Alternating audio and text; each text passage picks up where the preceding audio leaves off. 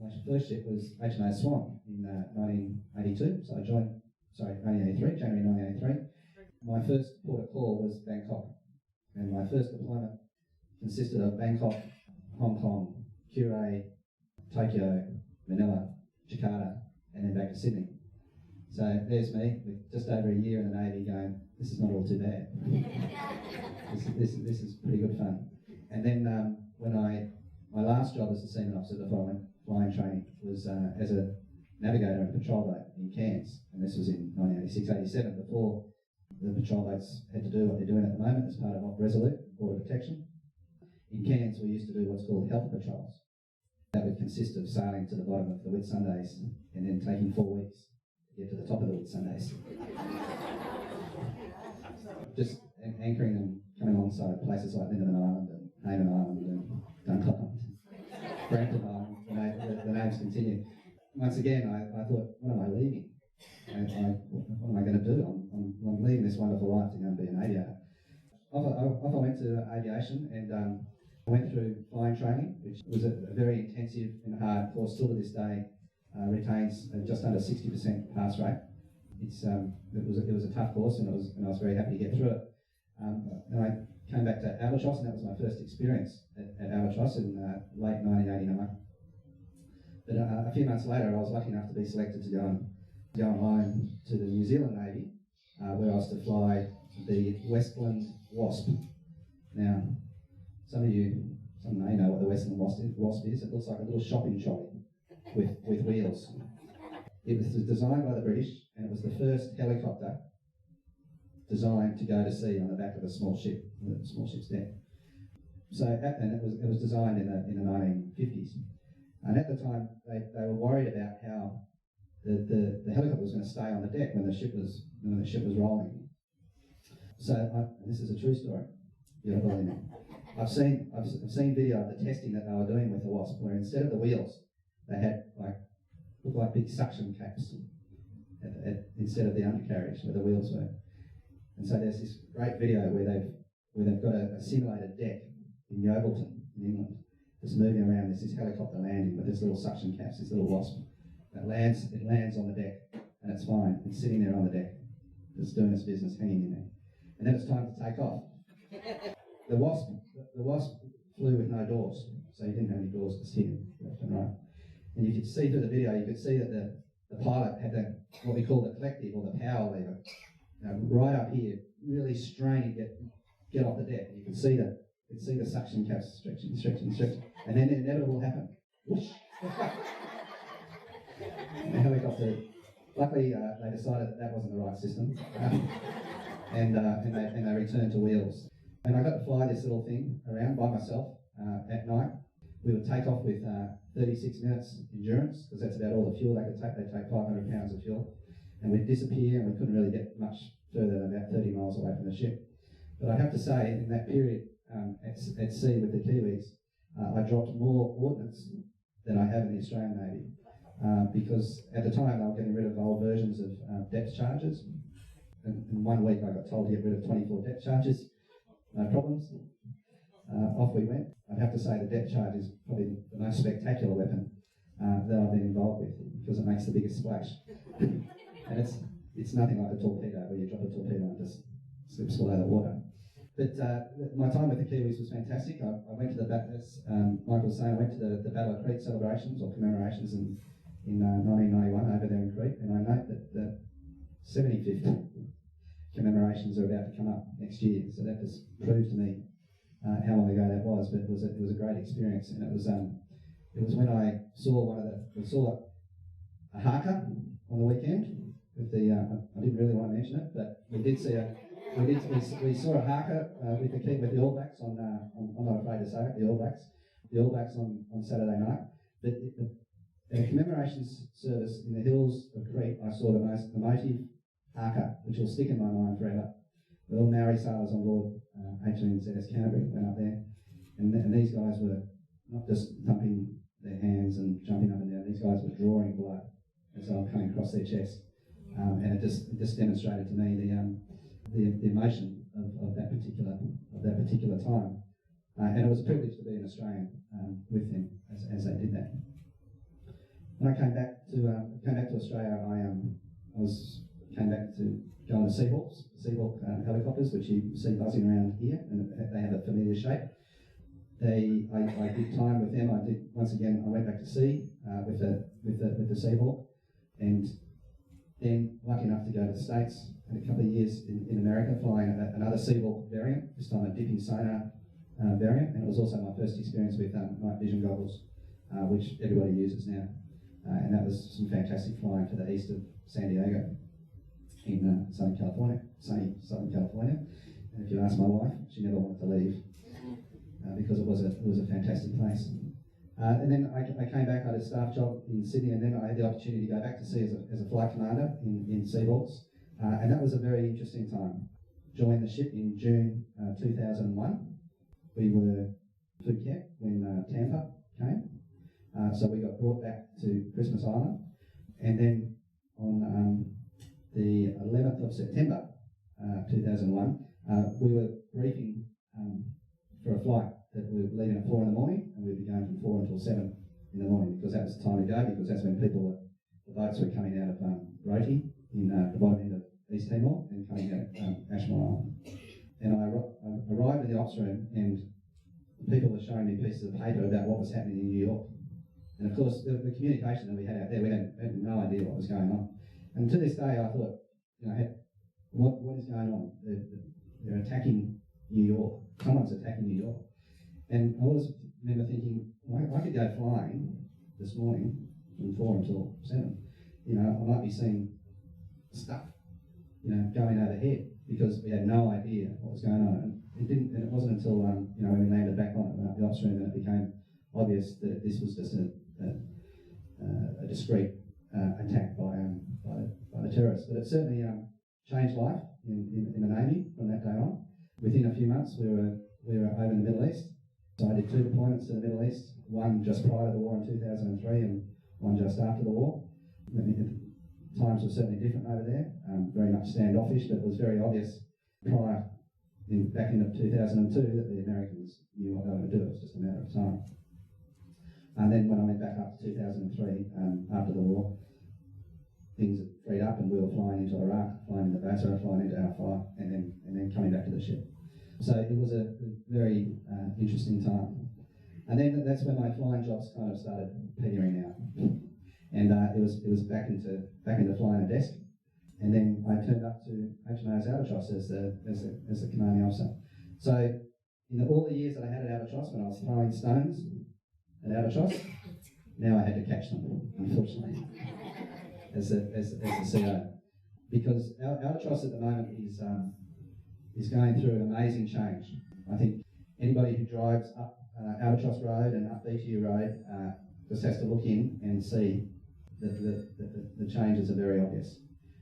At the moment, CaptainBatemanAlbatross is subject to 3 major projects, major defence projects, and the infrastructure aspects of those projects all add up to about $500 million worth of work going on out there at Albatross. And I say it's much needed, because as we all know, the place has been there for over 70 years, and this is about the first time that we've seen any decent work done on the place. What I like to call a much needed facelift is going on. There are 3 major projects, and I'll start referring to my training aid here.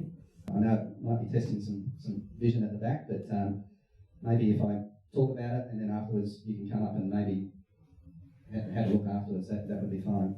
But the 3 major projects that it's going through are the MH-60R or Romeo project, and that's a project to buy 24 new MH-60 Romeo helicopters, of which there are 13 out of the 24 out at the base as we speak.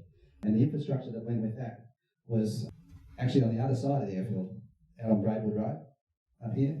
And that's the what we call the Romeo facility, and that houses not only all training for the Romeo helicopter, but also 816 Squadron and 725 Squadron.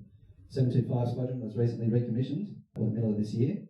They spent 2 years in Jacksonville in the States, working with American squadrons flying the same aircraft, so that their maintainers could learn how to maintain it, the pilots could learn how to fly it, and then gradually our aircraft would come off the production line and come back to Jacksonville. They would fly them, and then at the end of last year they up sticks, and came back to Albatross because the building was built, the hangars were all there, ready for them.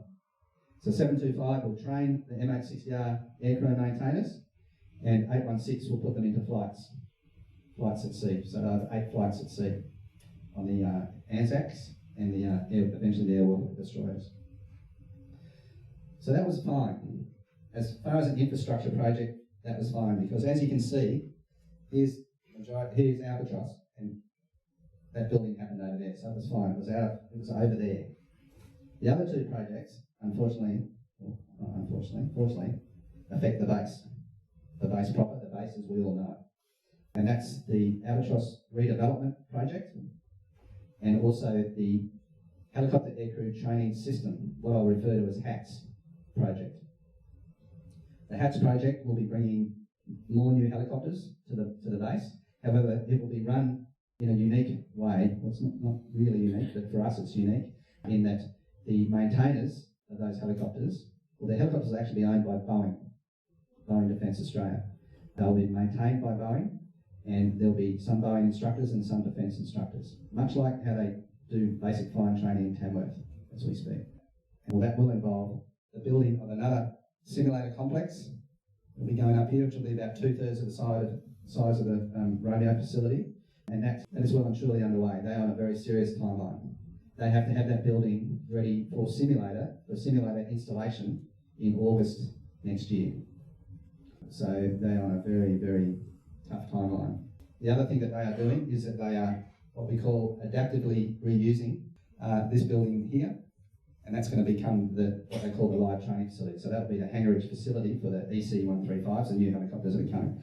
At the same time, if people get onto the base, they'll see that all this area is all fenced off, because there's all sorts of work going on the tarmac. They're putting a fuel line through here so they can do rotors running refueling.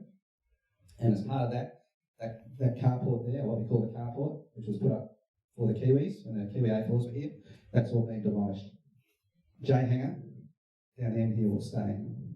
So for the HATS, the helicopter aircrew training system, new simulator, adaptive reuse here, new tarmac, demolishing of the carports, and also up here, accommodation block that's now gone, Melbourne block. Used to be an old wardroom accommodation block, that's gone. And as part of the helicopter aircrew training scheme or system, new accommodation block going there and there as well. More building. So that's HATS. The redevelopment, as I said, the much needed facelift, has been predominantly underground. It's all about renewing all those services that are 70 years old. The gas, the water, the sewerage, the power. So to that end, out there in the last year or so, there's been nearly 20 linear kilometres of trenching and digging of canal, of channels for all these new services. Our major bug out there, and it's been dealt with very well by the contractors, is asbestos. As we all know, that when the place was built, asbestos use was rife, and we've removed nearly 900 tonnes of asbestos-containing material out of the place. So it's not just, and so that's just in the ground. So that's everywhere they dig, they'll find little bits of. So that's all had to come out. And as I said, the contractors are doing very well in looking after that and doing it safely. But as part of the redevelopment, this is a very conspicuous area. This is the roundabout, BTU Road and Albatross Road, and that will lead into a new entry. So it'll be a much more secure entry with 2 sliding gates. And on this side is the entry building, so that's where the security guards will be housed. As part of the services facelift was the power. So we've now trebled power coming on board the base, now 33 kV, it used to be 11. And we used to suffer a lot with power interruptions. 33 kV, they tell me, is a lot more reliable, and so we should be better served in that respect. So there's been switching stations put in as we come down. Sorry, before we get to the entry, over here, the old sporting facility, the old club rooms for the Albatross Demons, that's been replaced. So there'll be a new sporting facility out there. Here you see the beginnings of the running track and tennis courts. When they put in the new accommodation here, they took away the tennis courts, so the tennis courts have been returned here as part of that sporting facility. Probably one of the largest things that are occurring is the new base amenities block, the base amenities facility, which is the new canteen.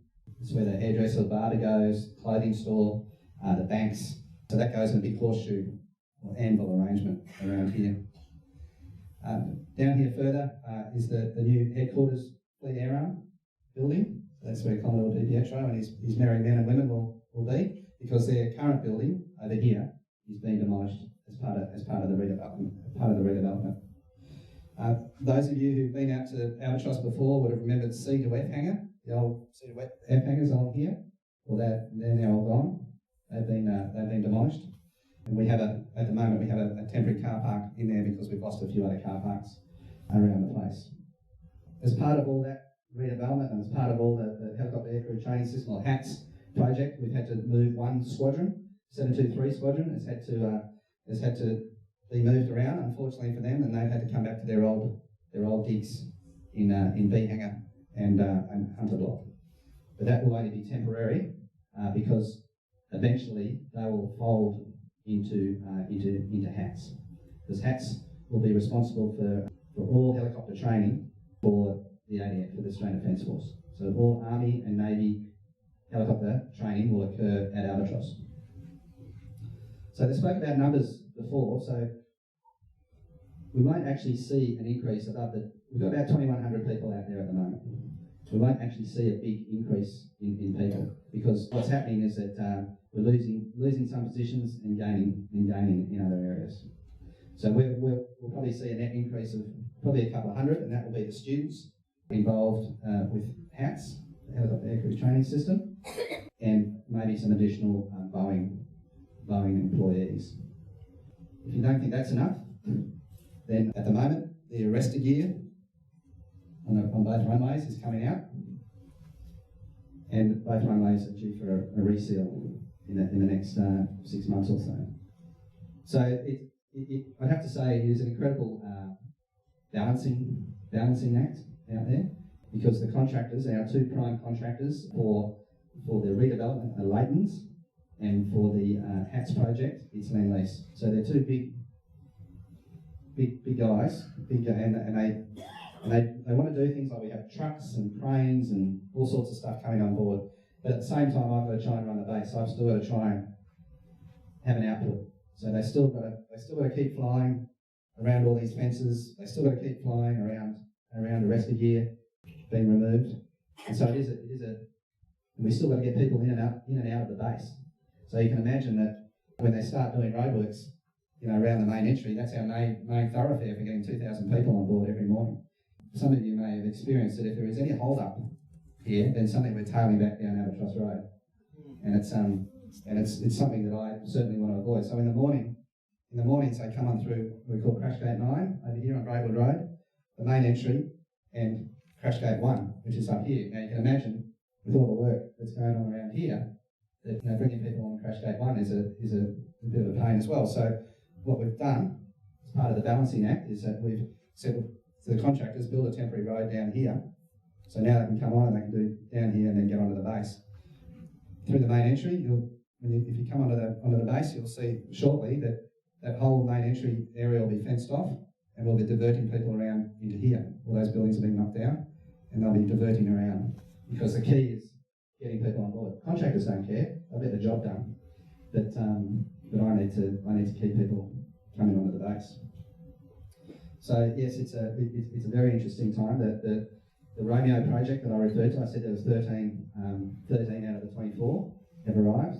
We get number 14 and 15 in the second week of December, and they arrive, unlike the old Seahawks, the S-70Bs, that arrived on ships or on trucks. These arrive in the back of the C-17. And you see the big C-17s occasionally flying around here, looking very ghostly. When they come in, they have two Seahawks in the back of them. So they land, and we wheel out. They wheel out two Seahawks, and the one at the front has to have some work on it, but the one at the back, if you wanted to, we put power on, spread it, and go flying. So that's how it just makes it so much easier. And we'll have the we'll have all 24 by the middle of 18. And the flights, the first Romeo helicopter flights, will be at sea at the end of this year. They've already had one at sea for testing purposes, and the real flight, or the proper operational flight, will go at the end of this year, and the second flight will go in the first quarter of next year. So they're very much on schedule, and which is fantastic, because traditionally defence is not done too well with cost and budget and timeline blowouts on some of their big budget projects. The Romeo project is worth $3.5 billion, and it's on time and it's on budget, which I think is an amazing effort, and I think it's wholly due to getting the squadron personnel across to America and embedding themselves with the American system, because the helicopters were bought under what's called a foreign military sale. So we take them exactly as they come off the production line. So we don't do any changes to them, very small changes, and then just fed into the system. So we bought the whole package. We bought the sustainment package, the spares, everything. And that's why it cost so much, because we said, right, we want to have them sustained for the next 15 years. And I think it was a very wise decision, and we're going to get value for money. It's a lot of money, but we're going to get value for money, and we'll see those 8 flights at sea. In fact, we'll have 8 flights at sea, and they probably won't have enough ships for us to embark on, because that leads me into the next phase, I suppose, which is talking about wider Navy. I'm taking the opportunity to speak about the wider Navy, and that we've just seen, you may have seen in the press, the 2 big LHDs, big landing helicopter dock ships in Sydney. Yeah, and that you might have seen them in Jarvis Bay. They're now, as we speak, in Sydney. Canberra was decommissioned at the end of last year, and Adelaide is commissioning on the 4th of December this year. Game changers for the Navy with respect to the capability that they bring.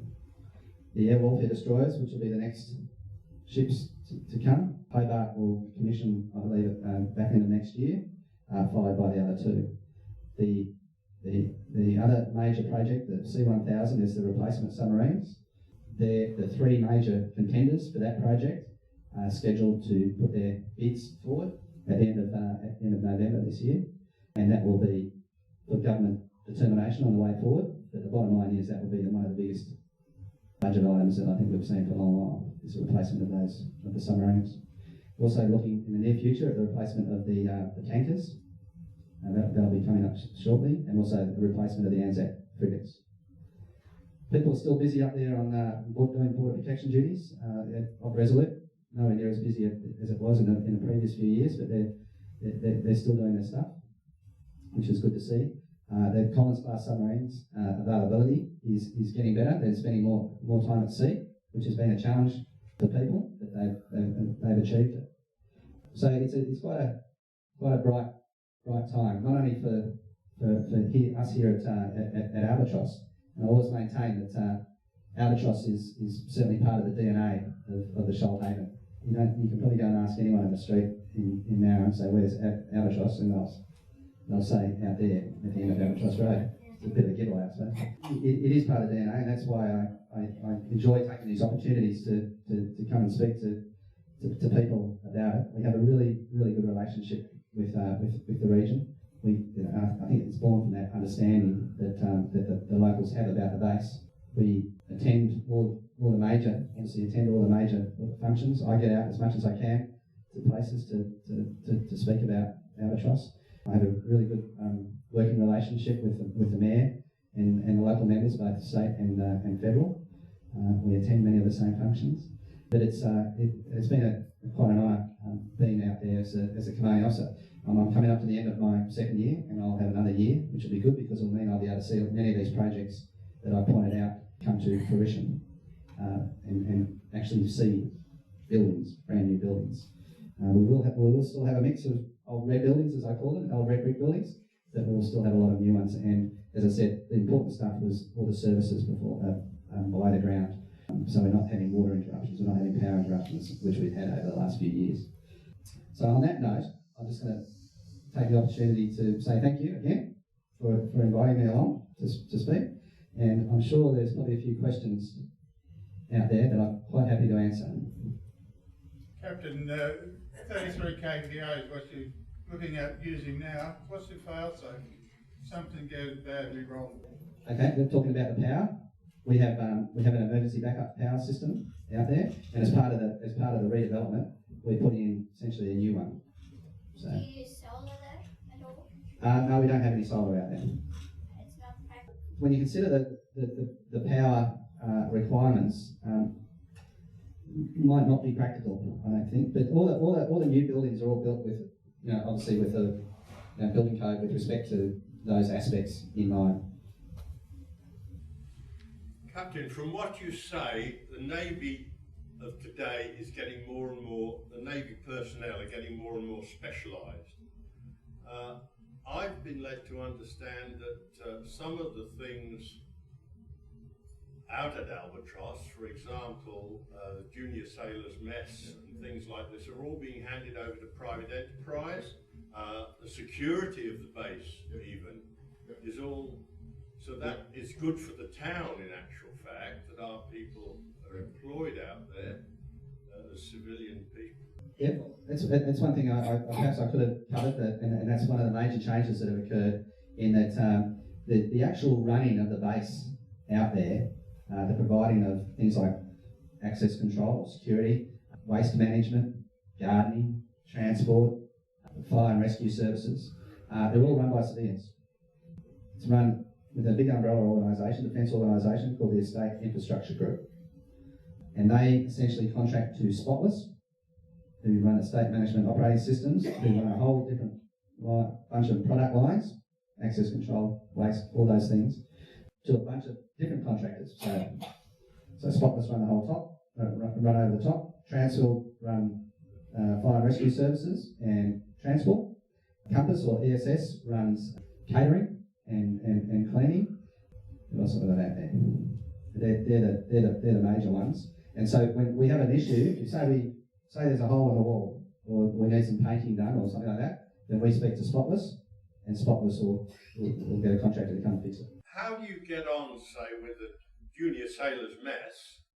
They're private contractors. Where do you train the blokes who actually go to sea to feed the sailors on the boat? Okay, cooks and stewards. So we're talking really only about cooks and stewards. Yeah. So cooks and stewards are still in establishments, Navy establishments, just not at Albatross. So there's for instance, there are still stewards, officer stewards at Watson and in Sydney, and at Stirling in WA, HMAS Stirling in WA. And they have cooks as well, because you're right, there has to be what we call a seashore roster to allow people to have shore time as well as sea time. So, and HMAS cuttable as well, cooks and stewards. Thank you. Yeah. Yes, the question was about drones. To be honest, Navy's pretty late into the game with regards to unmanned aerial systems. However, we now have a Navy unmanned aerial systems unit out at Albatross. The Navy now owns 2 Scan Eagles, which can be launched from frigates, and we're also looking at things like the Sheeble unmanned helicopter. But we are late into the game. Yeah, I agree. I think, for instance, I believe the Joint Strike Fighter that we're acquiring will probably be the last manned fighter we will see. The helicopters are already trialling load lifting, so vertical replenishment, so picking up a load and taking it across to another ship. The Americans have already developed that capability.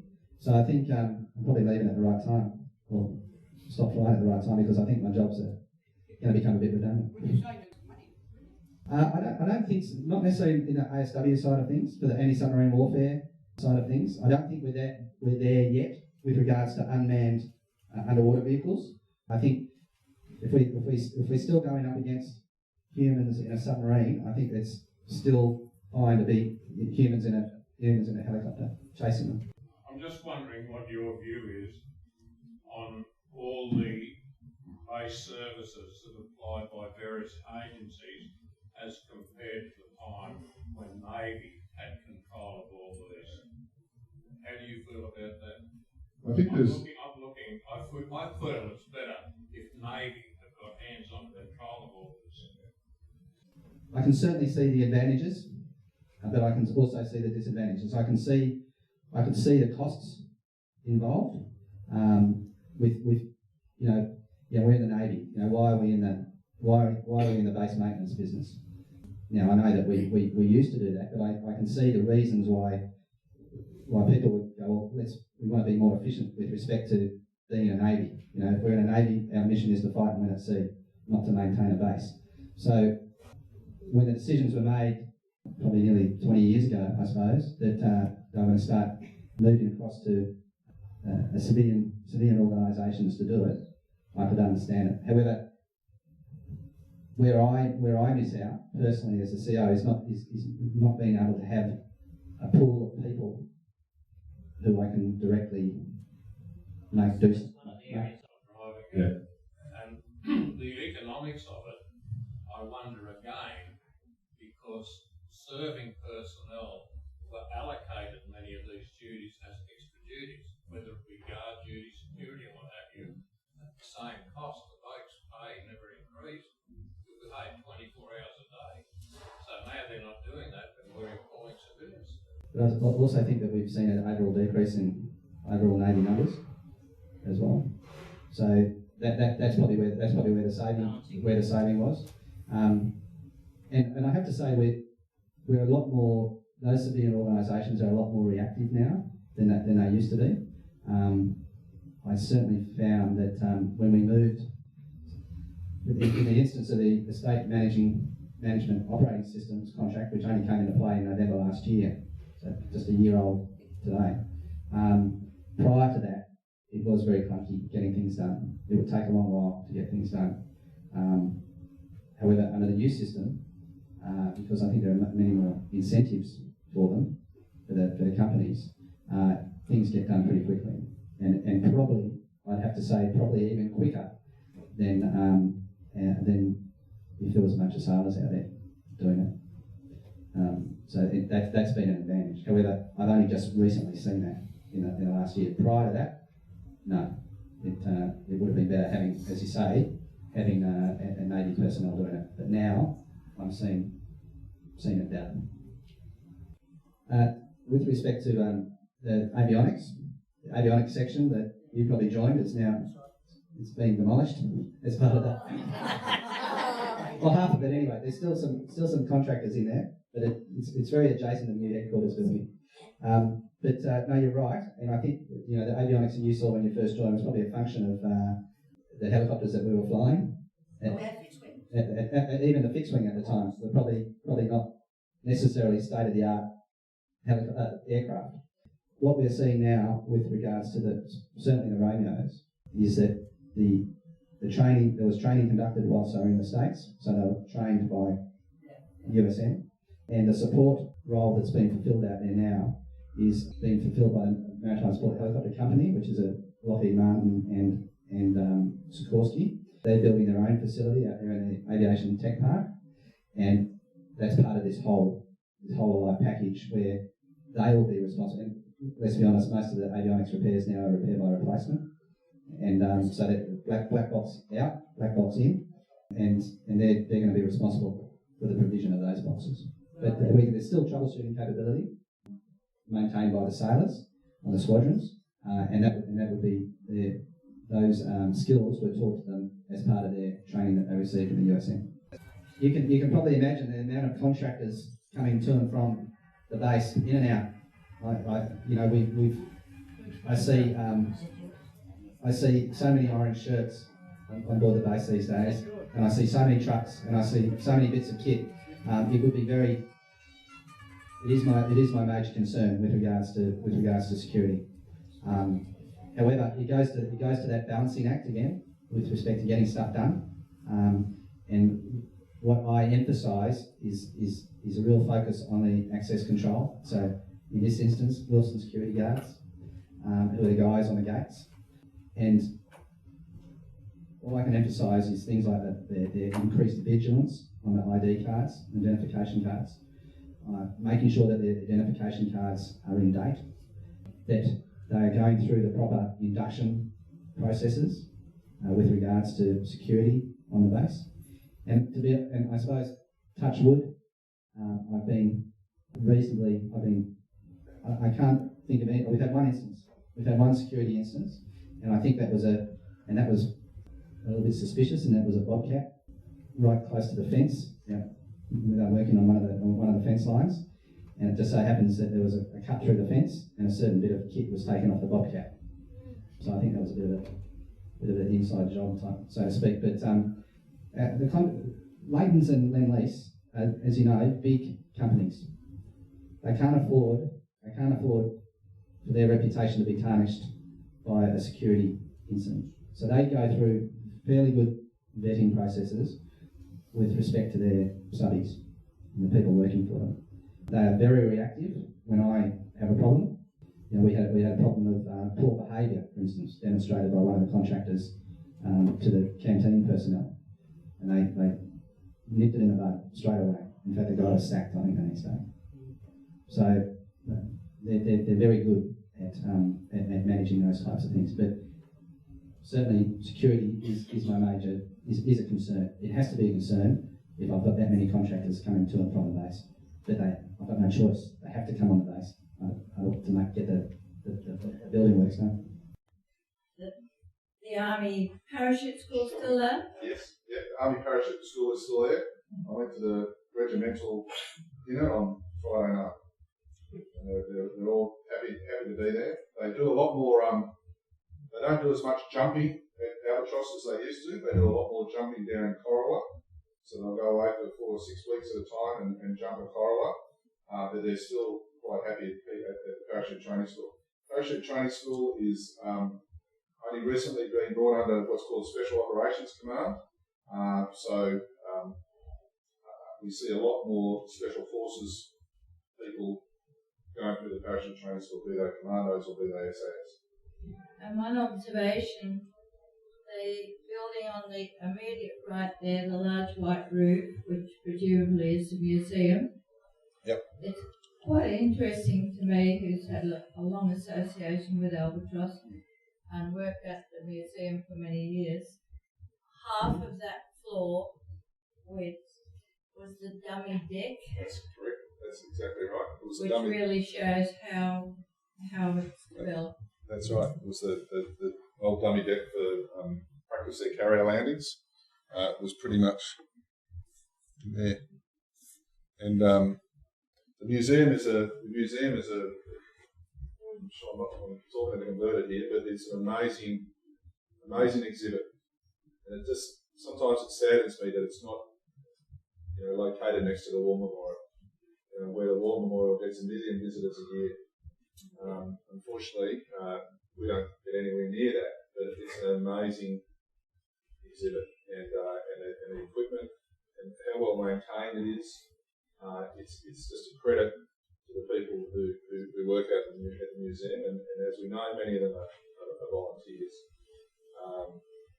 It's a great spot, and every time I speak to people, I encourage them to tell others about it. And I know that when people come to the Shoalhaven, it's generally on their agenda. I think we've just about come to the end of the session here. Albatross is so important to Mara, and we really do appreciate you giving up your time today to come and talk to us. And I think everyone's asked some really interesting questions, and you're given an answer to every question. And I have a little gift here from the Shoalhaven Phobos. It's a handmade biro made by one of our members, Gordon Elford, and just a small gift from us. And thank you for